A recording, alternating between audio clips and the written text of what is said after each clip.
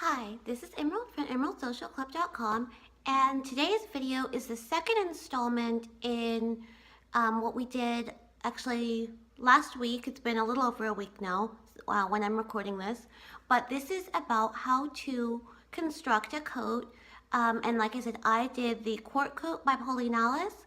So some of the references in the coat will pertain to that, or in the video will pertain to that. Other of it is something that you can use for any quote.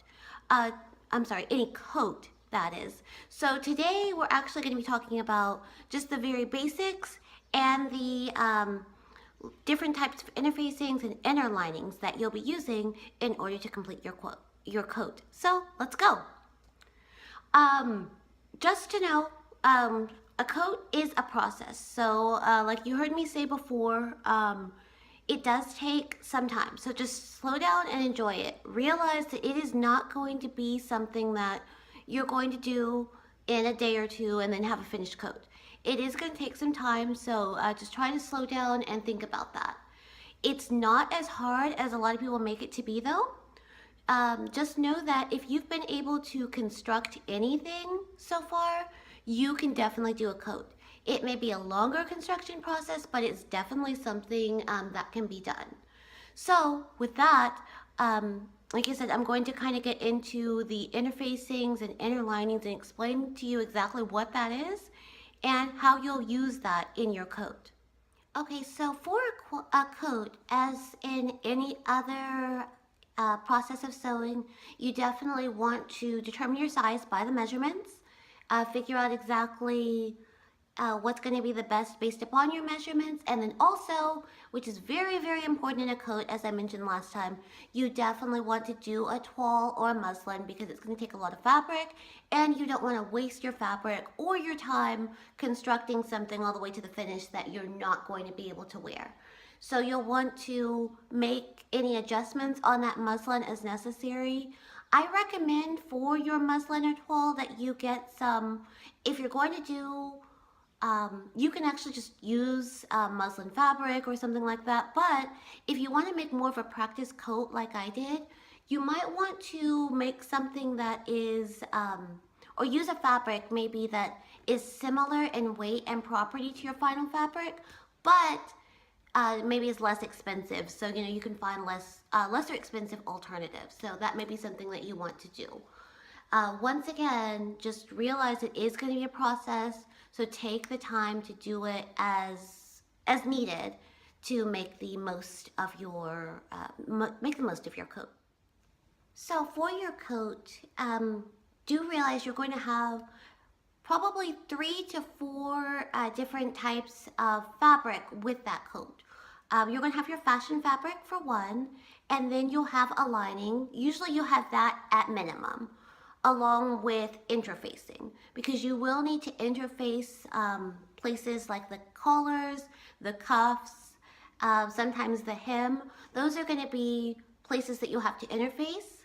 I'll go more over interfacing here in a moment, but know that at a bare minimum, you're going to need the fashion fabric, your interfacing, and then a lining to hide everything. You may also want to use what is called interlining and underlining. Now, the interlining is basically the fabric inside that usually is there for warmth. So in cases of a coat, you may want to use something, you can use a variety of materials. There's no real rules here, but it kind of depends upon how warm you want your coat to be.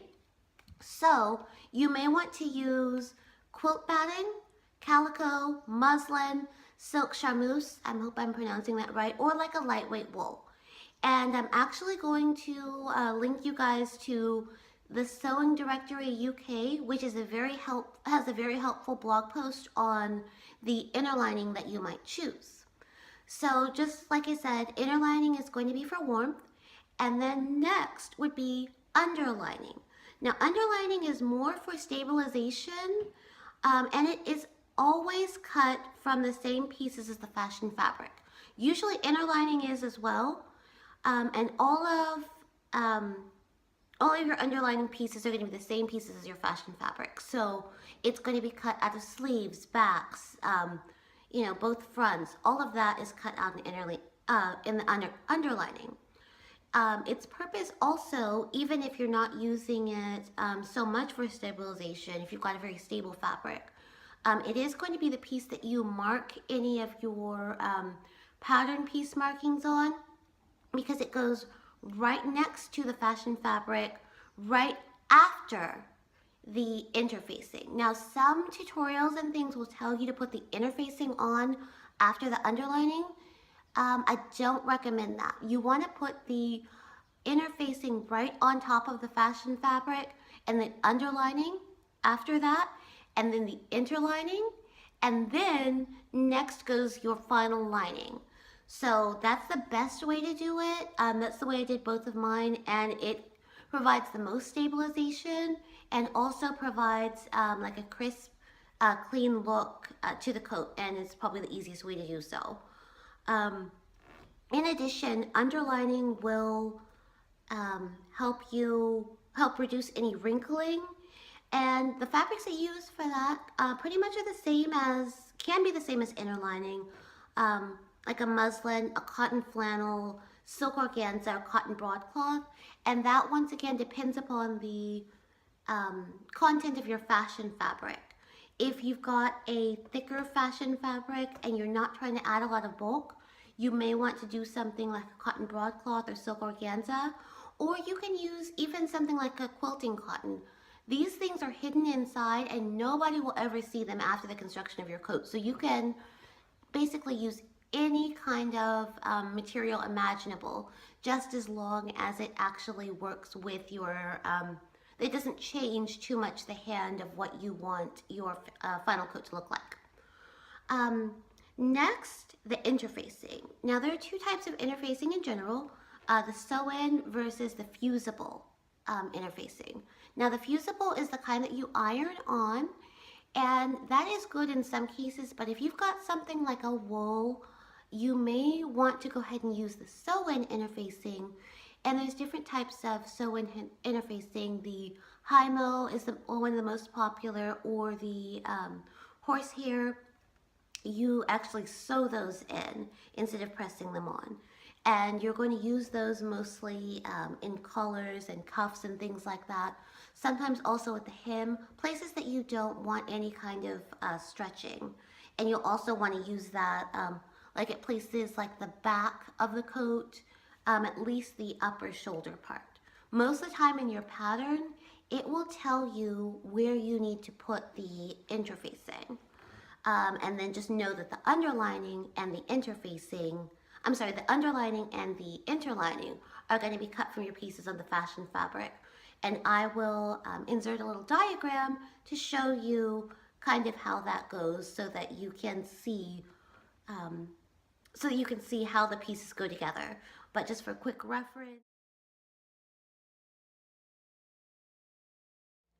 So just as a quick reference, it's going to be the fashion fabric, the interfacing, next on top of that goes the underlining, the inner lining for the warmth, and then finally your actual lining.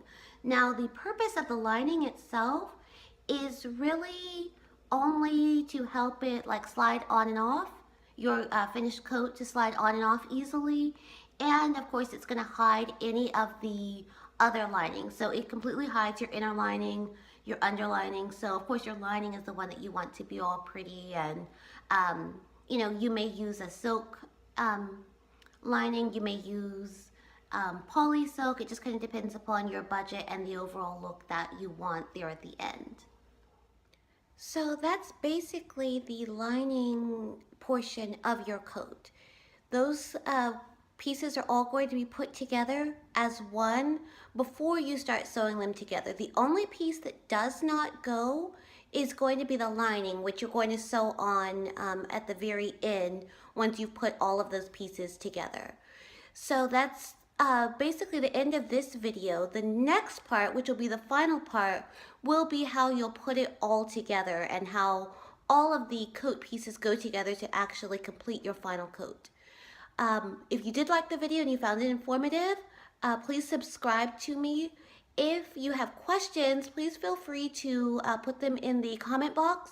Or of course you can reach me on Twitter or Instagram at EmeraldGina, which I'll put there for you. And you can also go to my website, emeraldsocialclub.com, and you can see what I'm doing there as far as my sewing retreat or any sewing classes that you might be interested in if you're in the DFW area. So with that, please look back here in about a week and I will have the final installment of the coat making video. Thanks so much, and I will talk to you guys later. Bye!